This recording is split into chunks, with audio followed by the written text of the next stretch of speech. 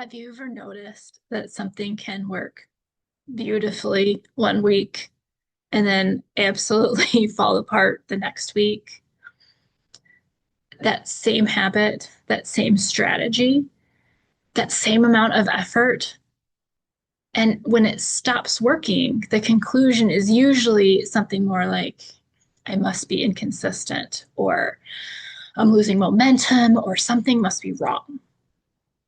And it's usually something must be wrong with me. Like we take that so personally. And what I want to offer you is a different explanation. That most of the time, it's not that the strategy stopped working, it's that your energy state changed. We tend to think that our energy is stable, that if something worked once, it should work again.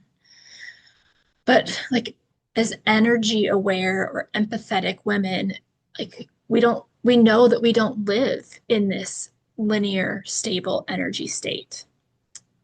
Our capacity, clarity, sensitivity, and focus is based on like what we're holding, what we're processing, what's asking for attention, and what season we're in. And when the state changes, but the response doesn't, that friction starts to show up. And that friction isn't failure, it's just a contextual mismatch. Now, most advice assumes the same thing, that every problem is always the same. If you're overwhelmed, you need rest. If you're stuck, you need to push. If you're confused, you just need to simplify. But overwhelm doesn't always mean depletion, and rest doesn't always restore what's missing. Sometimes overwhelm means too many open loops, too much input, or clarity about that hasn't landed yet. Using the same response every time is what creates exhaustion. Not because you're doing it wrong, but because you're responding without context. Before asking, what should I do? How do I fix this? There's a quieter, more useful question you can ask yourself. What kind of energy am I in right now? Not who am I? What's my personality? What should I be capable of? Just what state am I actually in? That question doesn't demand action, it requires and creates orientation. I've had moments where I was convinced I needed rest, that I needed to slow down. I just needed the world to stop because everything felt heavy. But when I slowed down enough to notice more closely, I realized that I wasn't depleted, I was overstimulated. Rest in itself didn't help, but reducing the input did. Like there are times like I feel this and I will have to like go like physically lay down to teach myself like to signal like I am like yes, it's a form of rest, but it is really the signal to me is that it is like cutting off stimulation. So while it can look like the same thing, it actually has a totally different intent.